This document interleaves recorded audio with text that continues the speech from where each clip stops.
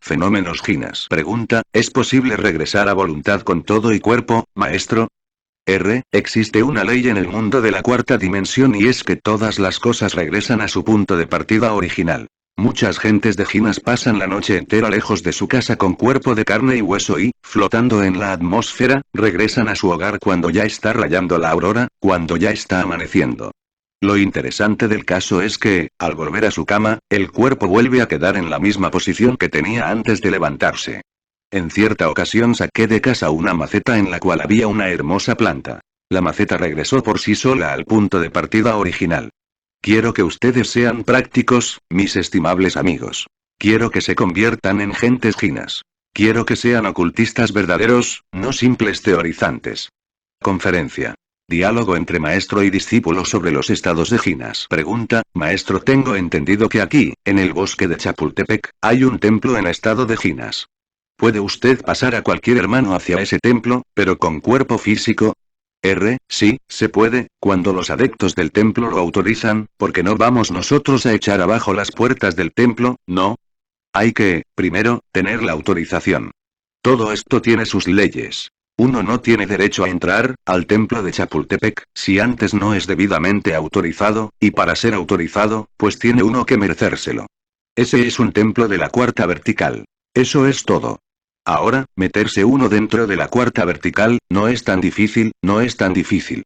Con un poquito de práctica se hace. Todo lo que se necesita es tener fe, mucha fe. Pregunta, ¿se sale vestido? Pues por lo común se va uno con pijama, ¿no? Por eso, antes de salir de la casa, es aconsejable hacer el ensayo. Dar el saltito, para ver si flota.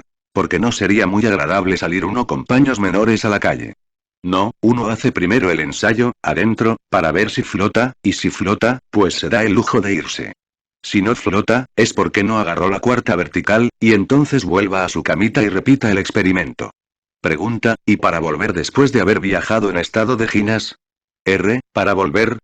Pues hay una ley en la cuarta vertical, según la cual todo regresa a su punto de partida. Pregunta, maestro. ¿Los que están en cuerpo astral pueden ver a los que están en Ginas, y viceversa? Sí, todo. Allí se revuelven los vivos y los muertos, todo el mundo. Pregunta, ¿el tiempo de la cuarta vertical, cómo se compagina con el de la tercera? ¿Se le va la noche en ese viaje? Pues, francamente, no tuve el cuidado de haber mirado el reloj.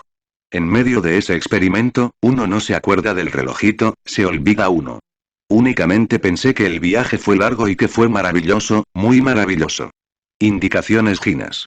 Tratado Esotérico de Teurgia, tercera edición, Capitán 10, Indicaciones Ginas. Muchas personas que han estado practicando con la ciencia Gina se han visto de pronto entre sus camas infladas como un globo, gordas en exceso más allá de lo normal, pero entonces en vez de aprovechar la oportunidad Gina se han espantado, no se han levantado de su cama, se han quedado sin hacer nada.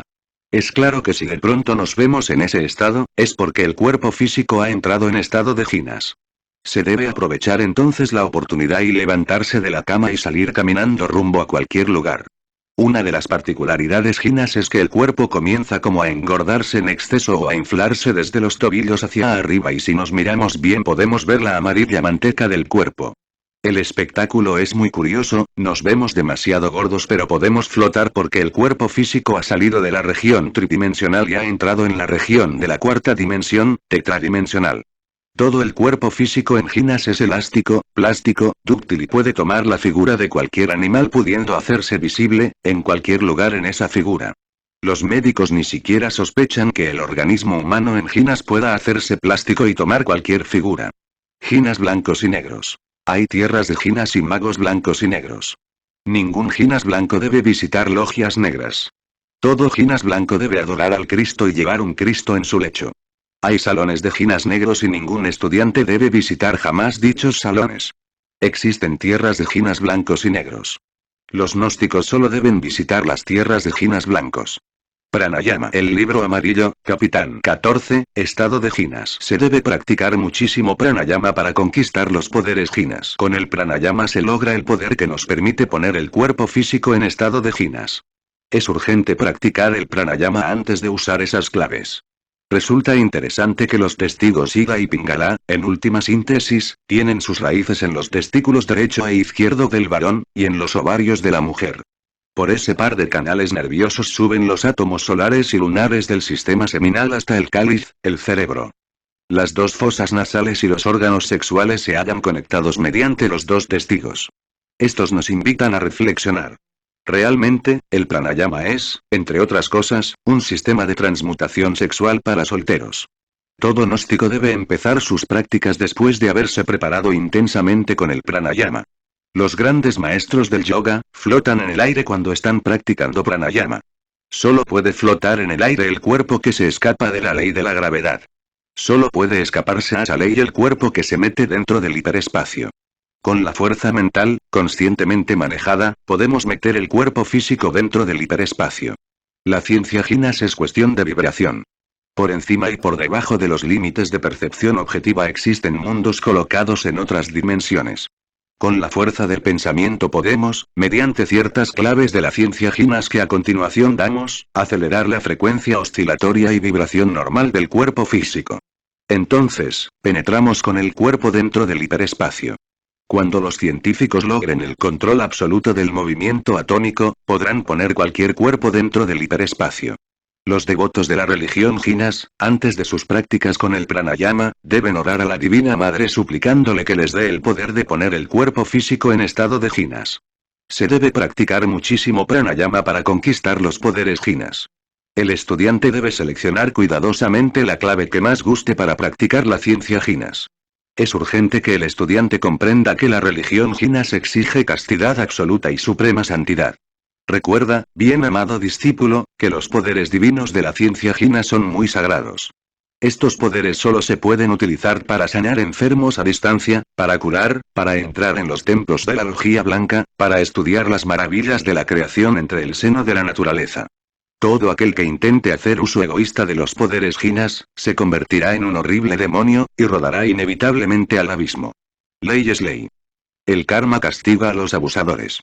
Conclusión. Mensaje de Acuario, Capitán 13, los estados de Jinas. Un cuerpo en estado de Jinas puede flotar en los aires, la lima, o sumergirse en las aguas, prakanya, o pasar por entre el fuego sin quemarse, o reducirse al tamaño de un átomo, anima, o agrandarse hasta tocar el sol y la luna con sus manos, mahima. Un cuerpo sumergido dentro de los mundos suprasensibles está sometido a las leyes de esos mundos. Entonces es plástico, elástico, puede cambiar de forma, disminuir de peso, laima, o aumentar de peso, karima, a voluntad. El yogi de Benares, que se sumergía 6 meses debajo de las aguas, podía hacerlo porque primero ponía su cuerpo en estado de jinas. Cuando Jesús caminó sobre las aguas del mar de Galilea, iba con su cuerpo en estado de jinas. Pedro pudo liberarse de los grilletes, y salir de su prisión, gracias a un ángel que lo ayudó, a poner su cuerpo en estado de jinas. La Jerusalén celestial del microcosmos hombre, está llena de formidable poderes divinos. Con la meditación interna lograréis desarrollar los 8 poderes místicos y os convertiréis en modelos vivientes de la futura Jerusalén celestial. Se necesita mucha paciencia y muchos años de práctica para educir, desarrollar y vigorizar totalmente los 8 poderes místicos. En estado de jinas obramos sobre la naturaleza con los poderes de las 7 iglesias. Se necesita fe, tenacidad, paciencia, castidad, caridad y supremo amor por la humanidad. Estas virtudes son indispensables. Así lograréis desarrollar los 8 grandes poderes místicos de vuestra propia Jerusalén celestial.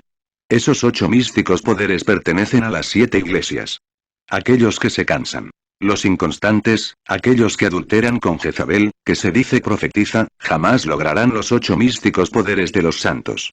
En estado de jinas ejercemos el sacerdocio perfecto de las 7 iglesias.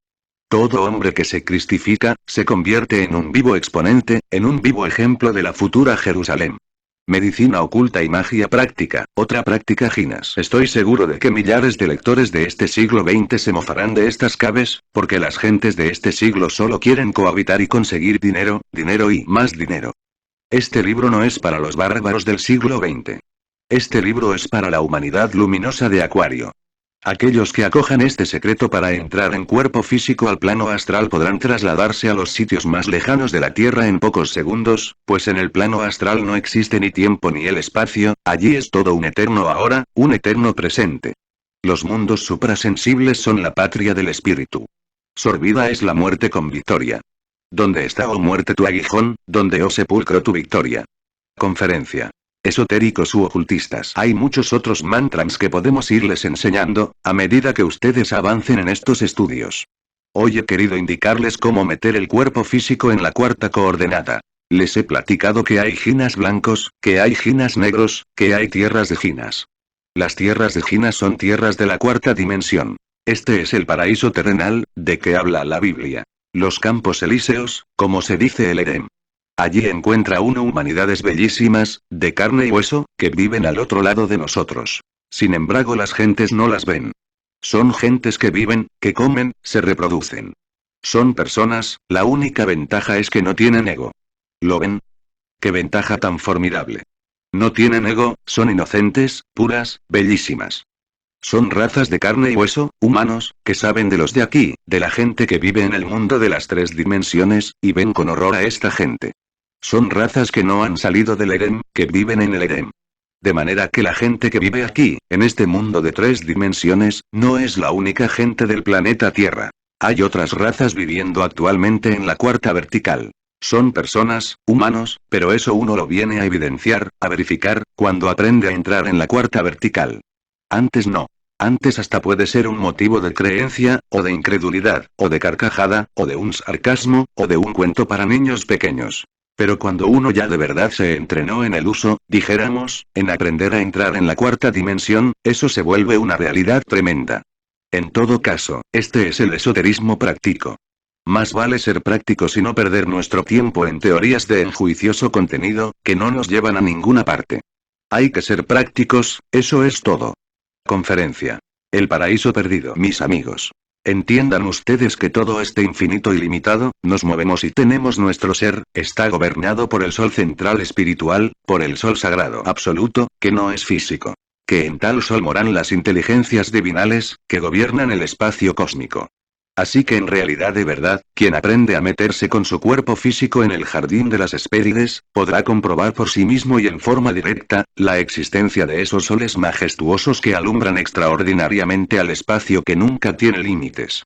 Quien aprenda a viajar con su cuerpo físico en estado de jinas, podrá ponerse en contacto con los dioses inefables de la aurora del Manvantara. Quien aprenda a viajar con su cuerpo físico, podrá platicar cara a cara con los Elohim, con los Parjapatis, con los Rishis de los Vedas antiguos.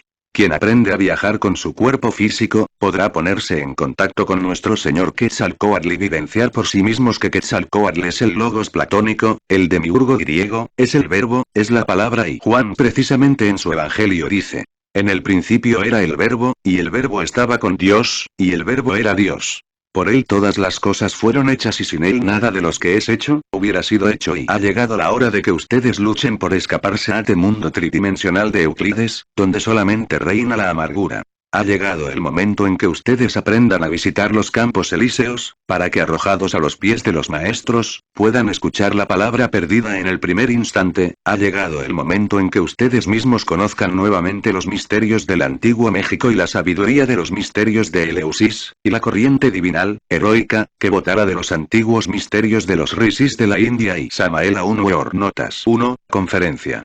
El diablo y Lucifer. Todos hemos oído hablar sobre los aquelarres, sobre los zánganos y las brujas, cuestión que algunos miran como algo extraño y otros como cuentos para reír un poco, pero la verdad es que los aquelarres medievales, las famosas brujas de la medianoche, tienen más realismo del que nosotros pensamos. Obviamente esas calchonas, como se les dice en lenguaje rigurosamente académico e hispánico, pertenecen, dijéramos, al mundo de los clipos, al reino de Malchut. María de la Antilla, tan nombrada en los antiguos conventos medievales, fue ciertamente su gobernadora. Los brujos del aquelarre la denominaban Santa María.